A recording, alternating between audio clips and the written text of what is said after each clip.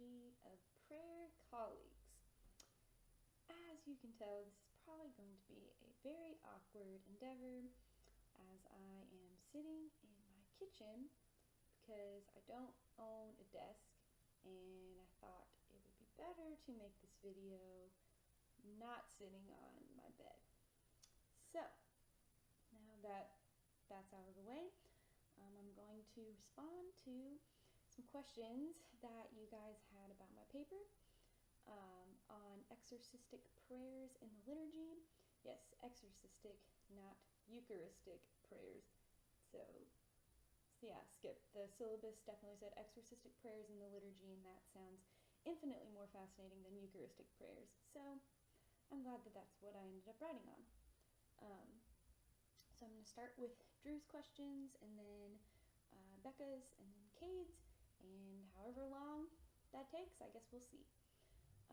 Okay, so Drew, just to refresh what you asked me, you said, do you think there exists an assumed dichotomy between psychological and metaphysical explanations of phenomenon among scholars who reject the metaphysical existence of the demonic? And if so, what do these scholars do with the ontological existence of God in connection with Pentecostal and charismatic experiences of the divine? Is God reduced to the level of the psyche, just as these phenomena formerly identified as demons are too? This is a wonderful question. I actually started wondering this myself as I was doing my research. To be completely honest, I'm not sure what Christian scholars do with the metaphysical existence of God if they don't believe in the metaphysical existence of demons. I'm not sure I came across any scholars in my research who would want to say God is just some non-personal agent that acts in the world. I honestly think a lot of the scholars I looked at who talked about this stuff were psychologists rather than theologians, so I don't think they really understand the full implications of theological implications of these claims that they're making. But I would say that there's probably going to be a huge difference between an atheist psychologist approaching the topic of demonic versus a Christian psychologist. Obviously, an atheist psychologist is going to be disinclined to believe that these phenomena belong to personal agents of evil, if the atheist psychologist already doesn't believe in the existence of God. I'm wondering, though, if Christian psychologists wouldn't make room for God to work with psychology. So I don't know if psychologists would say that these Pentecostal and charismatic experiences are somehow psychological, if they would speak of them in those categories. But yeah, I didn't come across a ton in my research about that, although that's something I'm interested in, so I wish I could give you a more sufficient answer, Drew. Your second question was, what is the distinction you are getting at between demonic and evil forces? In your conclusion, by evil, do you just mean harmful psychological and mental phenomena? Okay, so upon reviewing my paper after reading this question and a question that Becca had, I realized that perhaps the word forces was too strong for what I was getting at.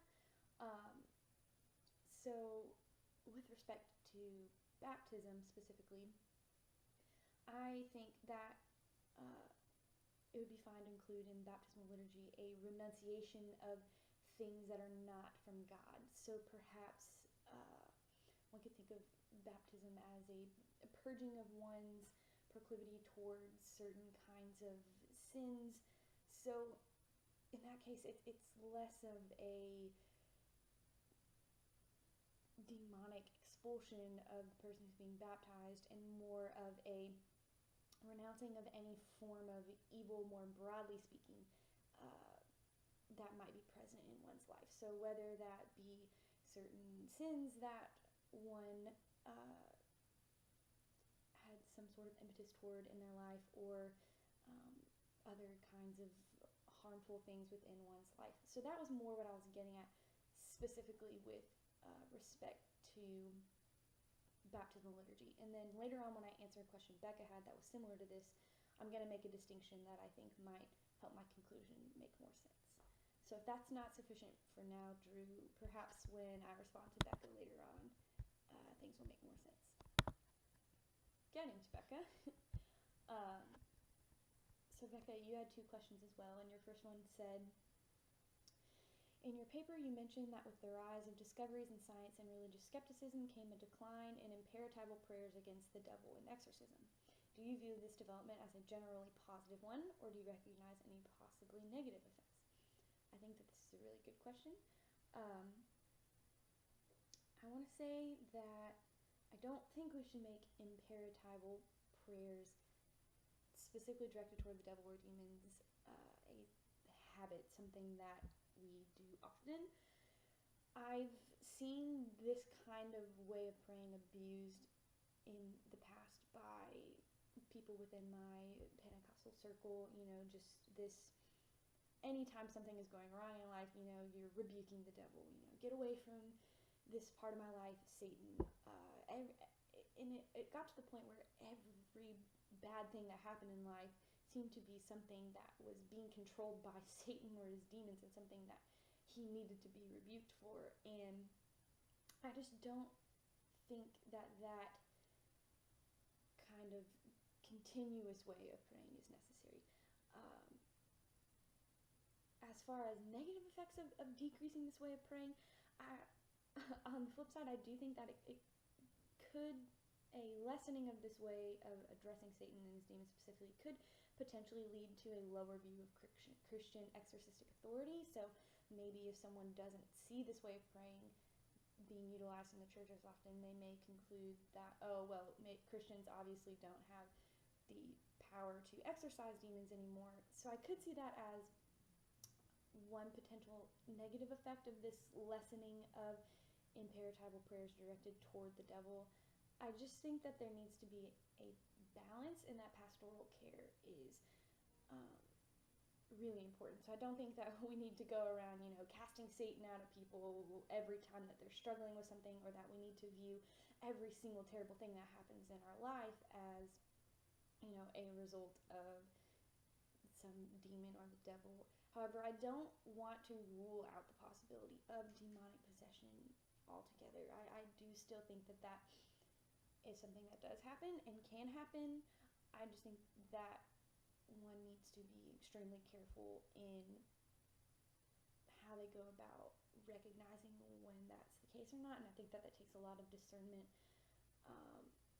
So I think we need to find a balance between this Pentecostal impetus toward rebuking Satan for everything and just completely ruling out any possibility of ever needing to speak directly to demonic forces. I mean, when I see precedent for speaking to demonic forces, specifically in the New Testament, I mean, it's what Jesus did and the apostles later on in Acts. So I don't want to rule it out altogether, but I do think that there needs to be teaching involved, and that we should be careful. And then your second question, Becca, you said, also in regards to your suggestion of focusing such prayers towards a general prayer against evil forces rather than direct exorcism against specific evil spirits, would such a suggestion become complicated by the substantial references to exorcism throughout the New Testament? Should exorcism be maintained as a crucial and normative practice because of this biblical warrant? Yes. I do want to say that I do believe that there are instances in which a person can be possessed by a demon.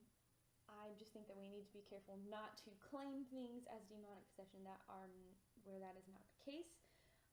So I think that it's good to recognize psychological development. It's good to recognize that, hey, maybe these things at one point in time were thought to be because someone is possessed by a demon is actually just some sort of psychological phenomenon that's going on. And in that case, we don't need to be praying that demons leave these people. We should be trying to get them the kind of help that they need. So once again, I think that using the word forces in my conclusion was too strong. I'm thinking more broadly of evil as things that are just clearly not from God. And I don't think that everything that's not from God has to necessarily be the work of a demon or Satan. And so this is the distinction I want to make that I mentioned earlier in answering Drew's questions. So as far as baptismal prayers of renunciation are concerned, I think that baptism is a fine place to incorporate prayers of renouncing any sin in one's life or other, more broadly speaking, evil things that may have been a part of their life prior to regeneration, and that versus interceding with someone who is struggling. So I still think that when you're praying with someone who's struggling with different things in life, it's okay to pray with them about that thing specifically without claiming that it's the work of a demon or Satan. However, I still don't want to rule out the possibility that demonic possession could ever occur, because I think it can. I just think that psychological developments are helpful in knowing how to pray for struggling people. So I hope that this is making sense. Lastly, I have Cade's questions. You also had two. Your first one, Cade, you say, does the Roman Catholic Church believe that once the exorcistic prayer at baptism is performed, the demon possession is no longer possible in the one baptized? Does this exorcism serve to simply start one off with a clean state, or does it purge one of demons and then prevent them? This is something I've heard of often, that Christians cannot be demon possessed. Okay, so I think I said this in passing in my paper. Maybe I should have made it more explicit. But so within the Roman Catholic Church, as these exorcistic prayers at baptism developed, in the Roman Catholic Church, there was never really a sense that the catechumen was demon possessed.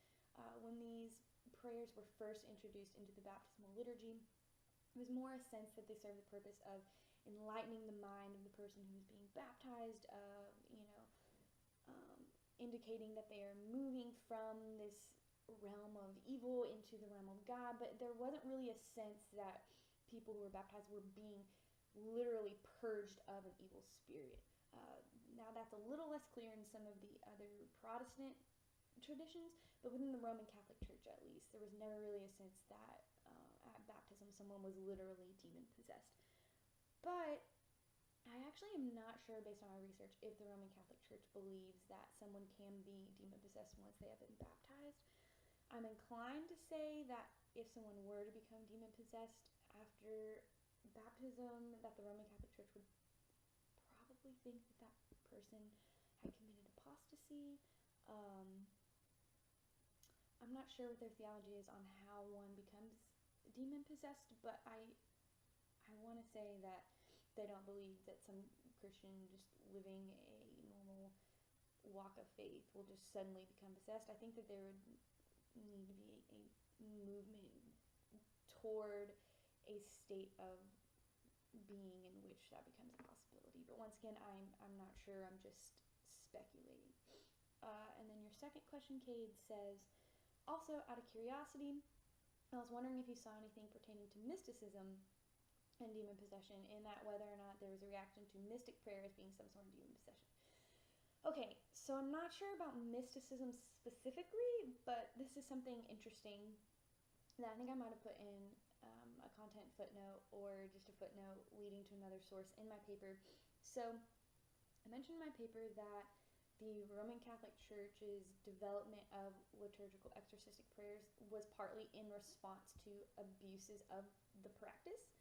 And I mentioned that some of those abuses were, the exorcistic prayers were becoming superstitious. People were introducing drugs into the practice.